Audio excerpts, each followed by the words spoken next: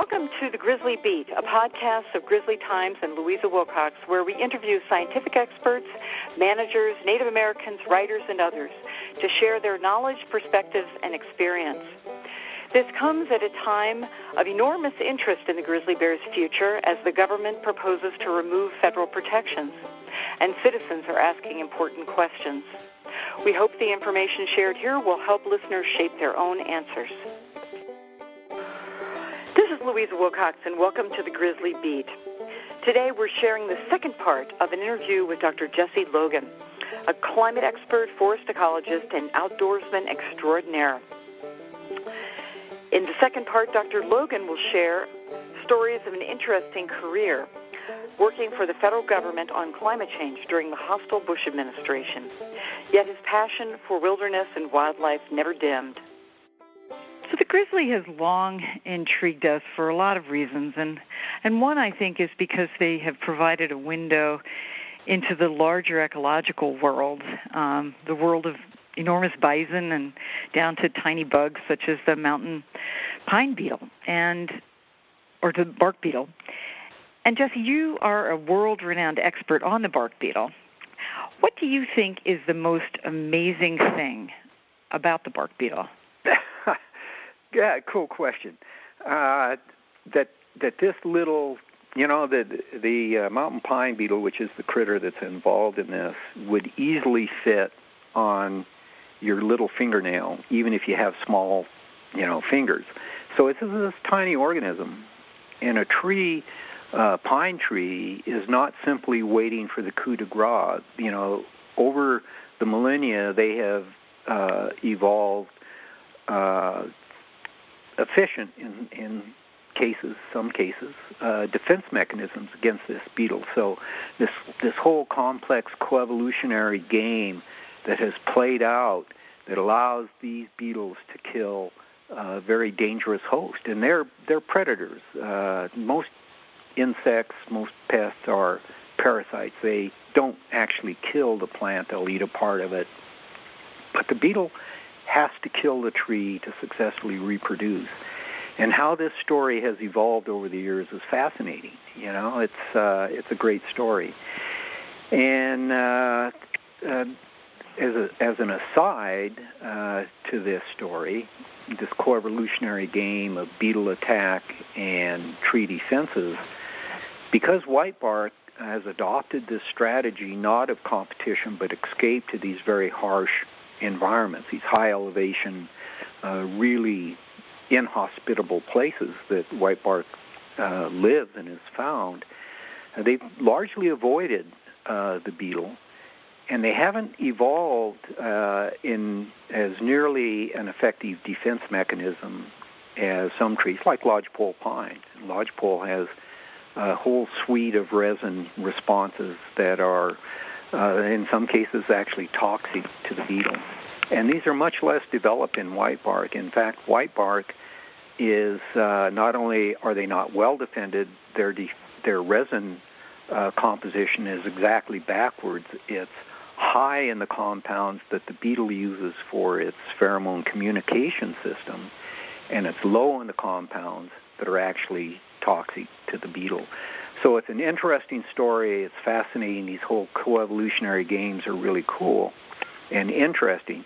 And it also opens up this avenue for research to better understand the resin capacity of whitebark and how we might be able to effectively increase the ability of the tree to defend itself.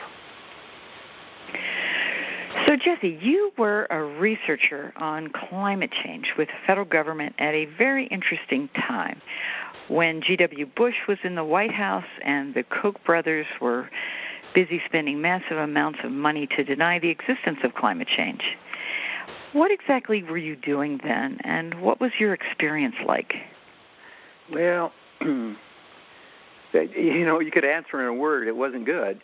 But it's really a more interesting, maybe, and complex story of that. First of all, I am really proud of the work, the part of my career in the public sector, and that includes both the military. I was drafted back in the Vietnam War, and then about half of my career I worked for the Forest Service. So particularly working in the public sector with the Forest Service, this whole concept of public lands is really uniquely American, uniquely in the world. We were the first to come up with the idea of a national park.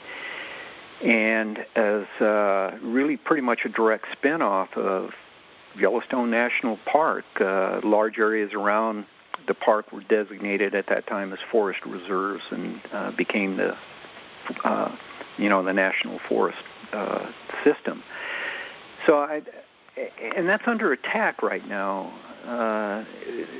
It's our legacy that's being squandered, or is at least potentially in danger of being squandered. So I'm quite proud of my public service, but does that mean that I was in favor of the Vietnam War? I think everything the Forest Service or the federal government does is right and in the best interest of the resource.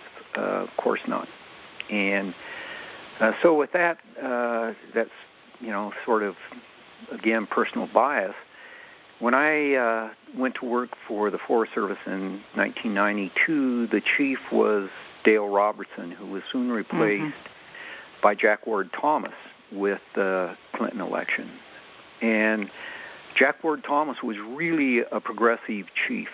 He's the first chief that came in from the research branch of the Forest Service.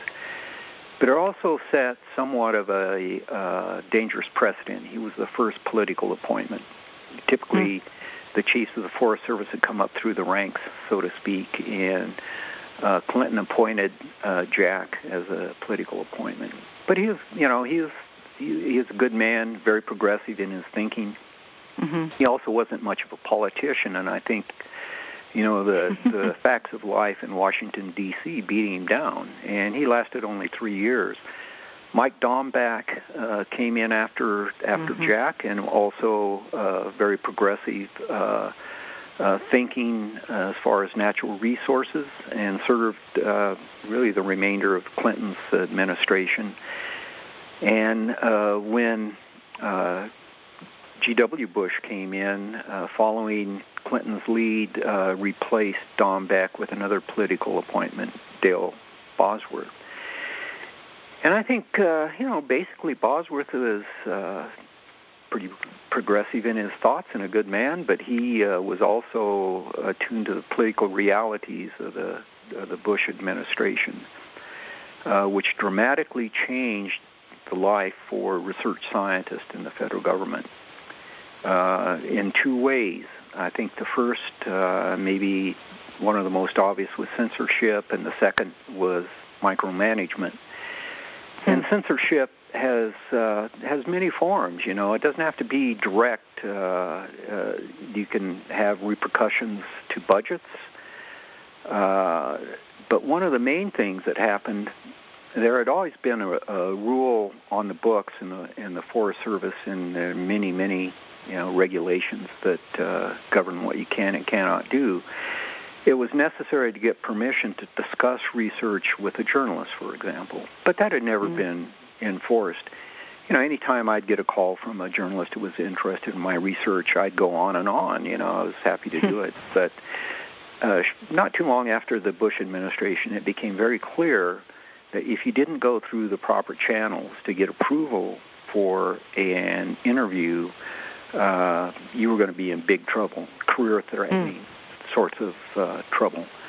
And so the level of permission depended on the level of inquiry. Like if you had a call from a local paper reporter, then your boss essentially at the local level could approve. But if it came from AP or something like that, then you had to get approval all the way back to the Washington office. And they could just stonewall it. A reporter calls, they say, well, I can't give this permission. You'll have to call someone else. And it goes around and around in a circle. And, reporters have deadlines. Editors are on them. And, it's difficult. There were some reporters who stuck with it. Michelle Niehaus from High Country News stuck with it for, 6 weeks probably to finally get a permission to go out in the field with me. And she wrote a beautiful argument. It's still one of the best on whitebark pine and what was going on. And that was really pretty early in the whole history, just as things were beginning to play out with mountain pine beetle. So there was this censorship. And then there was micromanagement. There was a scientist on my project was working. Phone rings. She picks up the phone, and this voice says, "Hello, I'm Mark Ray. I understand that you have an interview with an AP reporter about the work you're doing in climate change. I know you're going to have the right answers." And, so here's the Undersecretary of Agriculture calling a flunky research, not flunky, but a foot soldier research scientist telling her what she is going to say and how she's going to say it. So there was that level of micromanagement, which was really pretty amazing. It's kind of, 1984 sorts of scenarios, along with censorship, along with the micromanagement that occurred. I said, enough's enough, and I have some other options. I can retire, so I did, as early retirement. And in some respects, I really miss not being involved directly in science. It's a lot of fun, really stimulating. But on the other hand, as you mentioned, the timing in a way was fortuitous. I'd have never been able to be involved in the 2007 delisting and subsequent litigation had I been still a federal scientist. It would just, that would not be compatible. So, anyhow, a long answer, I guess, but that's kind of the way it was. So what did all this experience teach you about the intersection of politics and science? I guess the short answer is it doesn't work. It's by their very nature, scientific endeavor and political reality are incompatible. That's a reason that tenure is so vitally important in the university system. There just has to be freedom of inquiry and freedom of expression. It's absolutely essential to how science works. And when you interfere with that, with a political agenda, a driven science, it just is not going to work. They truly are incompatible. And, some agency scientists are successful in working around this. Typically, they're working on problems that don't have a great deal of political interest, and others are not. It largely depends on the issue, but I think there are really good examples. Jim Hansen in climate research would be the one that comes to mind, really. Right. And to a much lesser extent and influence, of course, people like me that just, you have enough trouble and finally you just, when getting up in the morning to go to what had been tremendously rewarding and fun job becomes a chore and a burden, then you do something else. So I don't think it's any revelation to say science and politics is oil and water. So, Jesse, you've also taken a really deep interest in citizen science and the ability and interest of citizens to collect data on the natural world, and including the condition of whitebark pine. So maybe you could share how you got interested in this and what kind of impact you saw. Well, I guess how I got interested is just a deep commitment and concern about the resource and in much larger issues, wilderness, wildness. And I think for people to care about something, which I hope people do care about, this precious small remnant of wilderness and wildness we still have, they have to be aware to care, and it's that simple. So that, I think, is the major motivation behind citizen science. If you care deeply about something, you want other people to then it's really a natural sort of thing to do if you're a scientist. And as you mentioned, I've been involved in a lot of different ways. Even now, although I'm not a working scientist, I do occasionally work as a backcountry guide, and I've been involved with guiding, and also this last winter involved with a Sierra Club group of veterans, traumatic stress recovery through an experience in the backcountry. Wow. And Whitebark Pine, ski touring in Whitebark Pine played a big role in that.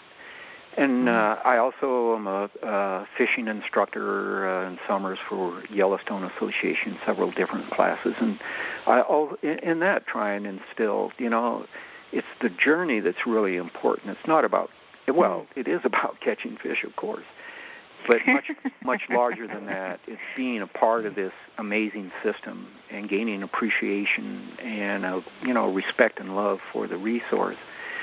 And that's all part of really what citizen science is about. That's the most important thing.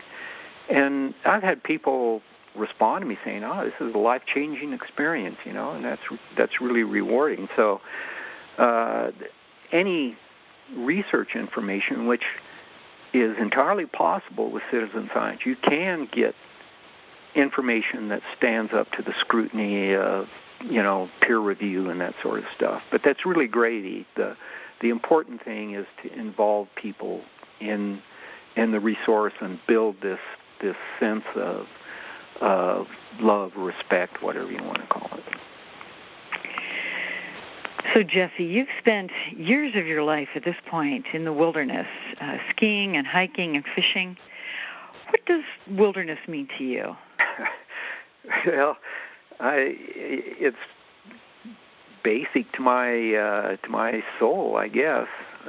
Apart from family and friends, it's probably the most influential, important part of my life, and it's been a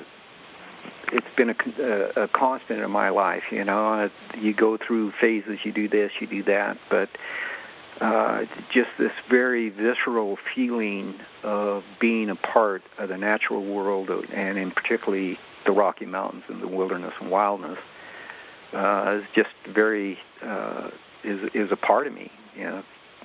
Like I say, one of the most important thing in my life outside of family. And there have been some cost. I mentioned leaving a job at Virginia Tech, which was by far the best job I'd ever had in my life, and I knew it at the time. But sometimes you have to make hard choices. And I also was, for a variety of reasons, was fired from my first academic position at Colorado State University. And part of the reason was, well, you care more about fishing than you do about faculty meetings. And and your point is, I remember specifically that event that the department head had in mind, and I remember that trip in great detail. And the faculty meeting wouldn't even be a footnote on the last page of it, So I made the right choice, and I think it always is tough to balance things, and it's just not fair. We only have one life, You ought to be able to exercise all these options, but the truth is you don't, and sometimes you do have to make these hard decisions. And for me, wilderness and wildness is about as important as anything there is. Well, thank you, Jesse.